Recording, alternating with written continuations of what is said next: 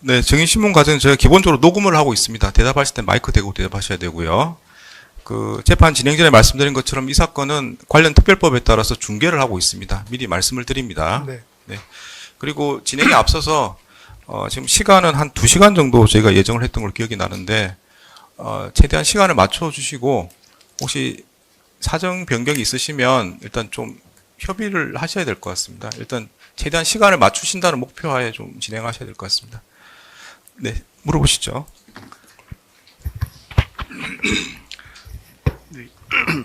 증인이라고 호칭하겠습니다. 네. 그리고 신문 과정에서 피고인은 한덕수 전 총리를 지칭하는 것입니다. 그리고 오늘 직책은 그 작년 12월 3일 기준으로 말씀드리겠습니다.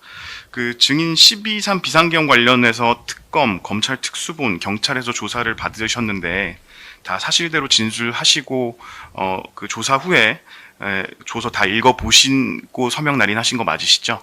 네, 맞습니다. 네, 조서는 다 동의했기 때문에 진정 성립은 따로 하지 않겠습니다. 이항입니다. 그 증인은 2024년 12월 3일 비상계엄 선포 당시 경제부총리 겸 기획재정부 장관으로 재직 중이셨죠? 네, 그렇습니다.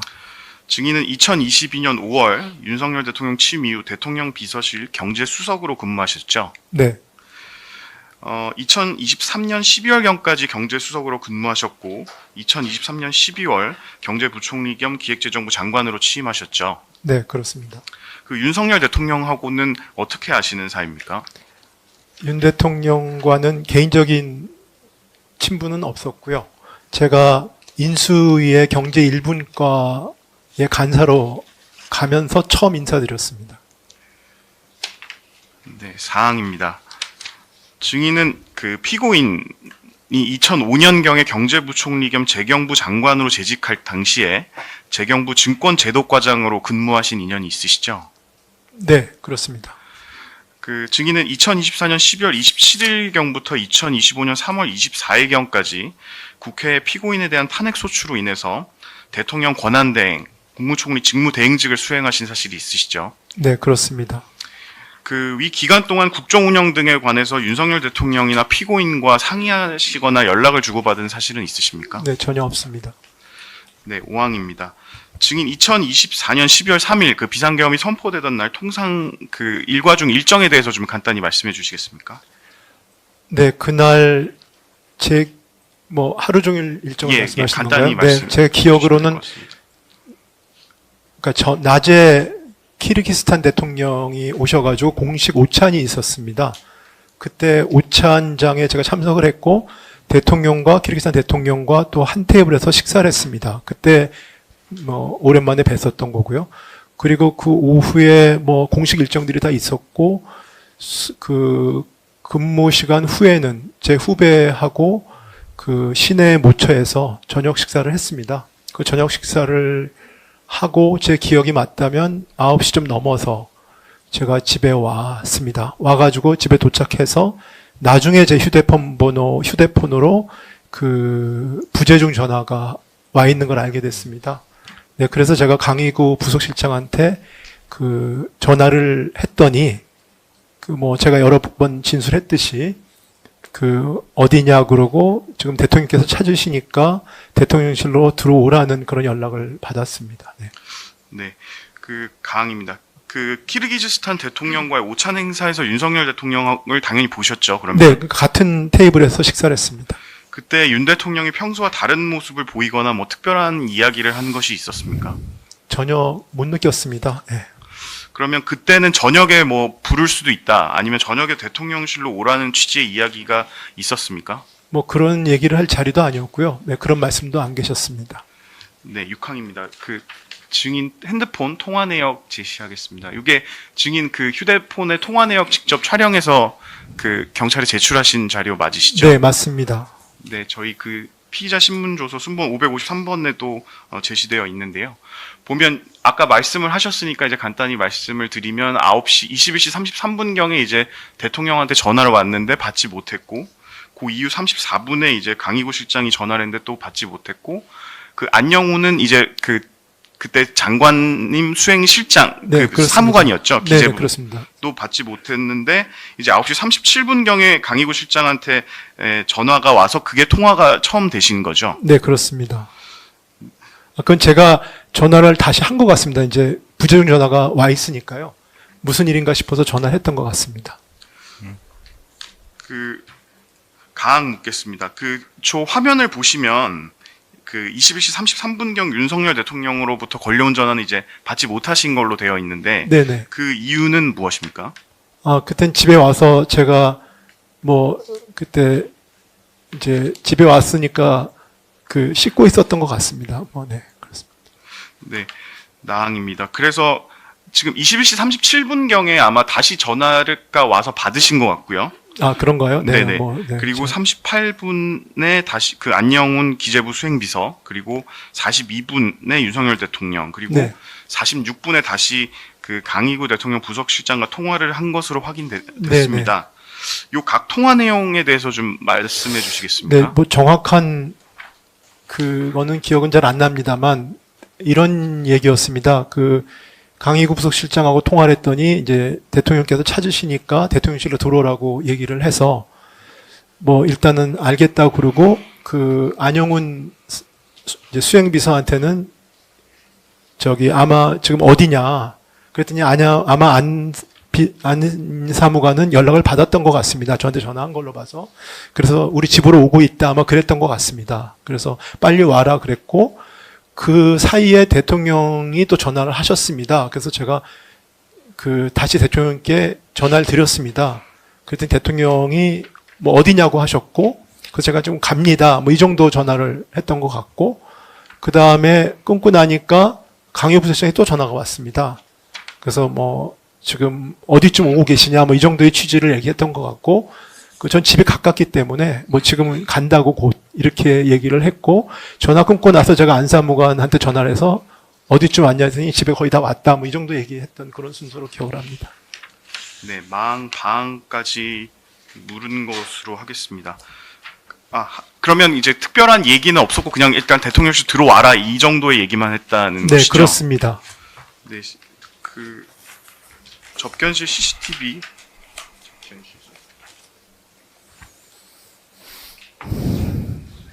21시 39분경 제시하겠습니다.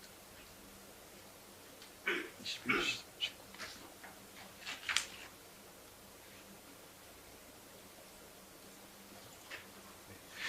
39분. 이 장면이 이제 21시 39분경 상황입니다. 근데 이제 대통령이 직접 집무실에 나오고 아마 김용현 장관하고 지금 얘기하고 있는 사람이 강희구 부속실장인데 이제 메모지에 뭘 받아 적어서 확인하고 이러는 것으로 보아는 이제 국무위원들을 빨리 소집하려고 이제 서로 얘기를 하고 있는 상황입니다. 네. 네, 사항 묻겠습니다. 그래서 지금 상황을 보시면 아마 대통령실에서는 이제 국무위원들을 빨리 의사정족수를 충족시키기 위해 소집하기 위해서 대통령이 직접 나와가지고 이제 챙겨볼 정도로 좀 신속하게 그리고 긴박하게 논의가 이루어지고 있는 상황으로 보이는데 윤석열 대통령이나 강희구 실장 통화 시에 별다른 언급은 없었습니까? 네, 전혀 왜 들어오는지야 되는지 이런 부분에 대한 말씀이나 언급은 없었습니다. 네, 복도 CCTV 복도 재생하겠습니다. 21시 57분 10초경 상황입니다. 끝으로 위원장인 제가 위원으로서 질의를 하겠습니다. 이 자리에서 국회의 면책특권을 이용해서 대통령을 모욕하는 발언이 지속되고 있습니다. 범죄자 대통령. 이런 말을 야당 중진 의원이 계속하고 있어요. 범죄자 대통령은 누가 만든 겁니까?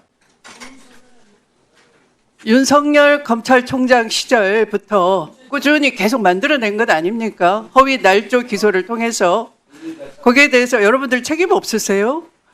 검언 유착이라고 언론과 유착을 해서 미리 언론에 내사 정보를 흘리고 피의 사실을 흘리고 반복적으로 그래서 프레임을 만들어 온 거 아닙니까? 지난 3년 전 선거에서는 위례 신도시를 윗분이라고 번역을 잘못해서 해당 발언을 한 사람이 내가 그런 발언을 한 것이 없다라고 공개된 법정에서 자기 진술 녹취를 정정한 바 있어요. 그런 날조 누가 한 겁니까? 바로 검찰 여러분들이 한 거예요. 검사 동일체의 원칙은 곧 책임 동일체의 원칙이에요. 수사할 때만 검찰총장 입맛대로 여기저기 파견 근무 시키면서 주문대로 이렇게 수사해야 한다고 해서 끌려가서 그렇게 하명 수사하는 게 아니라 그때 동일체가 아니라 하자에 대한 잘못에 대한 무고한 사람을 프레임 씌우고 잘못 기소하고 무죄 받고 한 것에 대해서 집단으로 여러분들은 사과하고 반성해야 되는 겁니다. 책임 동일체의 원칙도 마찬가지 있는 겁니다. 어떻게 권한만 누리는 것만 동일체로 같이 누리면서 책임은 안 지려고 하십니까? 거기에 대해서 아까 어떤 분이 표현을 하셨어요.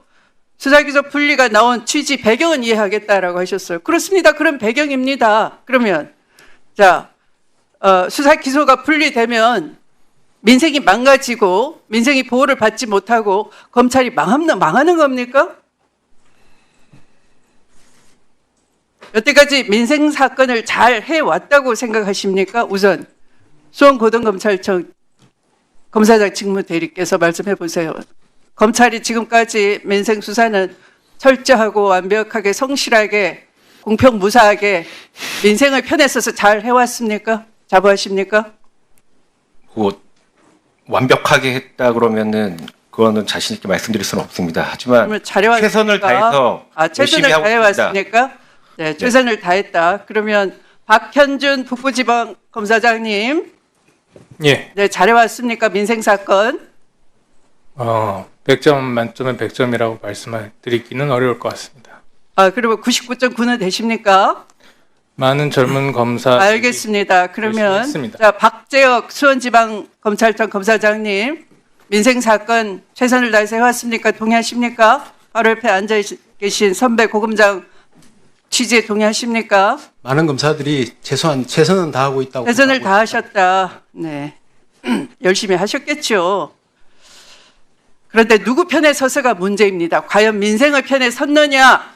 아까 이 자리에 여러분께서 앉으셔서 못 들었습니까? 방금 조금 전에 쿠팡 노동자에 대한 퇴직금 미지급에 대해서 수사 외압을 해당 지청의 지청장으로부터 받았다라고 여러분들의 후배 검사가 폭로를 했어요. 증언대에 서서 떨리면서 우는 소리로 병원 간다고 하지 않습니까? 병원 아마 갔다가 왔는지 모르겠습니다. 또다시 폭압을 행사한 해당 지청장이 이곳에서 국민을 상대로 위증을 할까봐 병원도 마음 놓고 못 가는 거예요. 갔다가 아마 황급한 마음으로 돌아왔을 겁니다. 위증은 눈 뜨고 못 보겠다 그런 마지막 마음으로 결기로 간이 아프다고 하지 않습니까? 그래서 민생 침해를 방치했지 않습니까? 아까 못 들었습니까? 공소시효 만료 이틀 전에 무혐의 하더라. 수사검사를 압박을 넣어서 못 들었습니까? 반성하지 않습니까? 내가 아니고 다른 검사가 했으니까 모른다 하실 겁니까? 그때는 왜 검사 동일체가 아니십니까?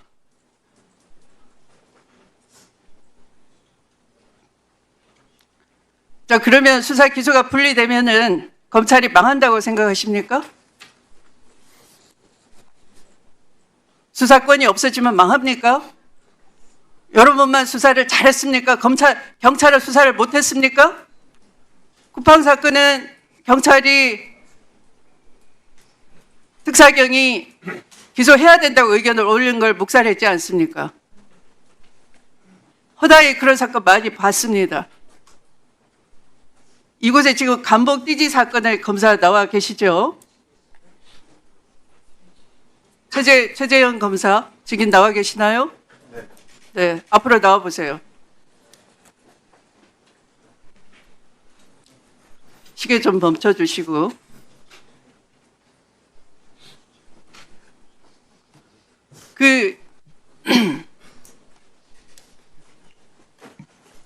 원래 처음에는 다 돈이 각각 표시가 돼 있었죠. 관봉권, 신한은행권, 또 별개의 돈들 이렇게 세 가지가 있었죠.